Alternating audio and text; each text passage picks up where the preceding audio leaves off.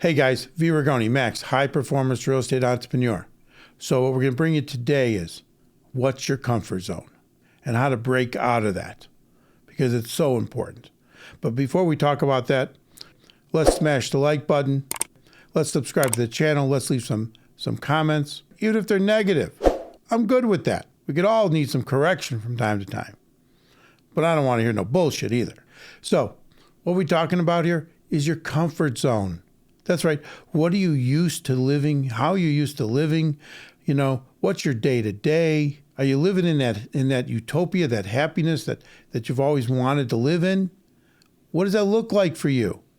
Well, for most people in this country, it's not looking too good, because the vast majority of the people, they hate their job, or they at least dislike going to it. And now that they're being told they have to go back to the office, they're liking it even less, because they got a sense of freedom.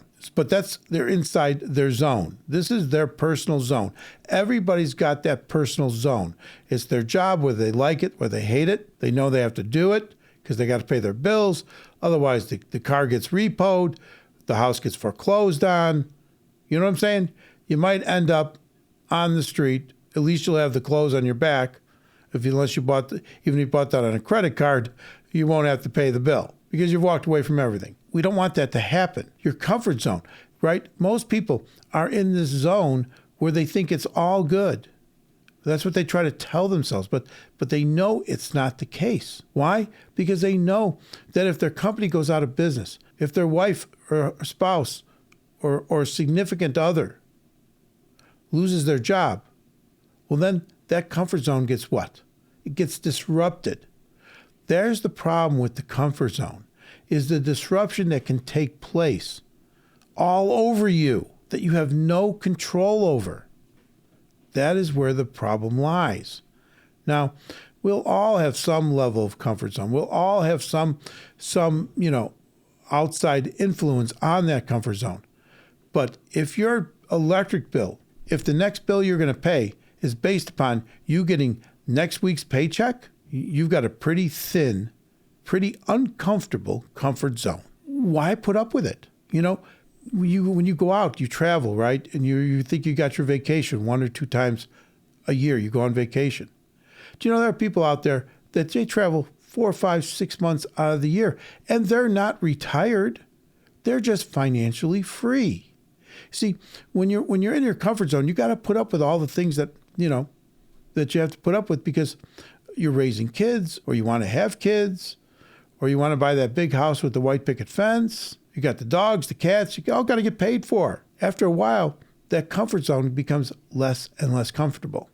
I heard this years ago, and I don't know if it's still true, but I have a feeling it is, that when a guy hits in his 40s, his credit rating would actually go down because of his responsibilities go through the roof, typically based upon having kids and when they'd be in college, the bigger house payments. And you don't need much. For most people, they don't need much to get their comfort zone totally disrupted. Now, do I have a comfort zone? Absolutely. But my comfort zone has multiple streams of income that are taking care of how I live, my lifestyle, what I do, what I'm committed to do for other people. I have multiple streams of income that make that happen. Now, if you're like the vast majority of Americans, you've got one stream of income that is supporting that comfort zone, and that's your job. And you know that when somebody in the other department got laid off or fired, and then you hear the rumors about what's going to happen this year. I was just talking to somebody the other day that they were a contract worker for a large pharmaceutical company. You would recognize the company. They created a lot of the tests for the COVID. And so they had ramped up all these employees. They brought in employees. They hired contract workers through agencies. They're all getting their pink slips. They've all been told, a lot of them now have been told, it's time to go home. And so that which they've been working on for 2 years, that these people that all had these jobs, have been going to these jobs and paying they don't have the money now. And this has been going on for a while now because they even are running out of their unemployment. So all of a sudden, their comfort zone, someone just ripped it apart. So again, how are you going to move out of that? I'll give you another example. This is on on the wannabe part, right? Or the fear of missing out kind of thing. But this is significant. Last time you got on an airplane, most everybody now in this country has been on an airplane. Who gets to go in the airplane first? Well, first there's the veterans and the people that are disabled. They'll let them on. Then there's the frequent flyers, the guys that have, and the ladies that have millions of miles. They belong to, and then it's what? First class. That's right, the first class seats. How many first class seats are there typically on an airplane? It's somewhere between 8 and 12. Mostly around 10 first class seats. And what do you do when you walk on that airplane? When you walk on, do you walk into that first 3 or 4 aisles and turn left and right and sit down in one of those big seats? And then before you take off, they're giving you a drink. And then while you're flying, they're giving you a meal. And they're giving you something to wipe your hands off with. And they're treating you like you're extra special. Or are you moving past those first class seats and you're walking to some place beyond first class into the coach economy? Now, we all know that the very vast majority of people are walking past the first class seats and they're moving out. Now, am I telling you tomorrow to go buy a first class ticket on your next airplane flight? Well, you know what? Actually, I am. I don't give a shit how much money you make. The next time you get on an airplane and it's a domestic flight, buy a first class ticket and see what it feels like to fly in first class. See what it feels like to get on the plane first, to get off the plane first, to have somebody bring you a drink of whatever you ask for, not to have to put up with the bullshit that's going on in the airplanes now in coach and economy. Because that's the only way I fly now is first class. That's not because I think I'm special. It's because I've reached a point economically where that's just my general way in which I fly is first class. When the time comes, I'll go private. So I don't even have to put up with that crap. Everything is a level. Everything is part of a comfort zone. Now, why am I telling you to go next time, buy a first class ticket? It's so you get to feel a little bit of what it's like to fly first class versus fly economy, fly coach, fly in the very back of the plane, have to wait for the whole body to get off the plane, because sometimes you have to experience it a little bit. Now, am I telling you then you're making $60,000 a year? Now I'm telling you if you fly 3 times a year to go buy 3. No, I'm not saying that, because there's other places to put those dollars so you can get out of the comfort zone that you're currently in. Remember, there's a comfort zone at $30,000 a year in income. You might say, how is that possible? There is. There is a comfort zone at $60,000. There's a comfort zone at $120,000. There's a comfort zone at $250,000. There's a comfort zone at every level. The question is, at what point can your comfort zone be destroyed, can be so disrupted? And that's what you have to start to focus on. You have to start to think about. Do you want somebody pulling your chain? Do you know that people at $250,000 of income, that a great majority of those people are also living paycheck to paycheck? Why? Because, they have a much bigger comfort zone. And so it costs more money to stay in that comfort zone. But do you know how easily it is for that comfort zone to get disrupted? All they got to do is lose their job. All they got to do is get older and then lose their job. Then they're totally screwed. Who wants to pay a 62-year-old $250,000 a year? That next job after he gets laid off at 58 is probably most likely going to be Home Depot. That's right. So why set yourself up for this kind of disruption? Why set yourself up for this kind of failure? Put yourself in a position where that if something happens to your job, and I'm not telling you run out and quit your job.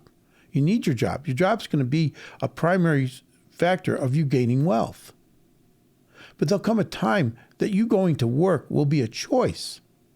What you do for work will be a choice. It won't be a requirement to pay the gas bill, the electric bill, the mortgage, because you'll have secured the money necessary from outside sources, whether it be owning a business, owning real estate. What we're talking about is owning assets, not just going to work for somebody else, not just helping them to live a higher level of a comfort zone in most cases in which they've got their financial freedom, but you don't have yours.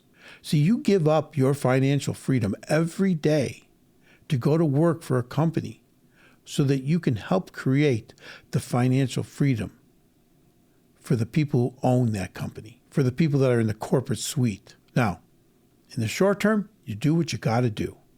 as long as it's legal, ethical, and moral. But in the long term, in the intermediate term, now you start to plan how to get out of that, what it is you have to do in order to start to create assets, okay, buy assets, improve your assets. Why? Because they generate you income. And when it generates you the income, then you're using that income to offset your day-to-day expenses. Once you've covered all of your day-to-day expenses, you now have a sense of financial freedom. Are you completely financially free? No. You still have to reach a level where you have where disruption will not impact your financial freedom. Now, does that mean you have to become super rich? No. But it just means that you can't rely on just one source of income in order to have your financial freedom in most cases, unless you're Jeff Bezos and you own Amazon. I get it. There's always an exception to the general rule. But for the most people, it's having multiple real estate properties. It's owning multiple companies. And then you have this income coming in. Then, yes, you still have a comfort zone. And you may even increase that comfort zone. You might add more comfort into the zone. All right? But you've decreased the ability of something or someone disrupting your comfort zone, destroying your comfort zone. Literally, the people that are put out on the street after they've lost their job, and then they've lost their credit cards, and they've lost their car, and all these things are taken away from them, and they're literally on the street with the clothes on their back. Now, I get it. For the vast majority of people in this country, that is not happening. But we just have to turn on the TV and see all the people in which that does happen to. Because not everybody out there is a drug addict, and not everybody out there is a schizophrenic. There are people out there that have their comfort zone was totally disrupted, totally put out of place. That may not happen to you. Most likely it will not. But why do you want to live in a comfort zone in which other people can impact your life? Other people can negatively impact how you live day to day. So you have to change some of the things that you're thinking about. You have to be able to make a decision to move forward in your life in order to gain your financial freedom. And then you have to figure out what vehicle you're going to attach yourself to. What are you going to not just work hard at, but work smart at? What is it that's going to give you the advantage to be able to gain the wealth that we're talking about here in order to overcome the disruption that can happen in your comfort zone? So I just want you to think about this. We'll talk about it more as we go forward. But hey, I don't care if you're making $250K a year. If you're living paycheck to paycheck, then you're no better off than someone who's making $40,000 a year living paycheck to paycheck. And if you think you are, and anywhere in between there financially, you're living in an illusion.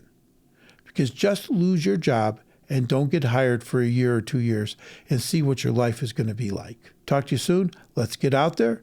Remember, think big, start small, grow fast, and let's make it happen.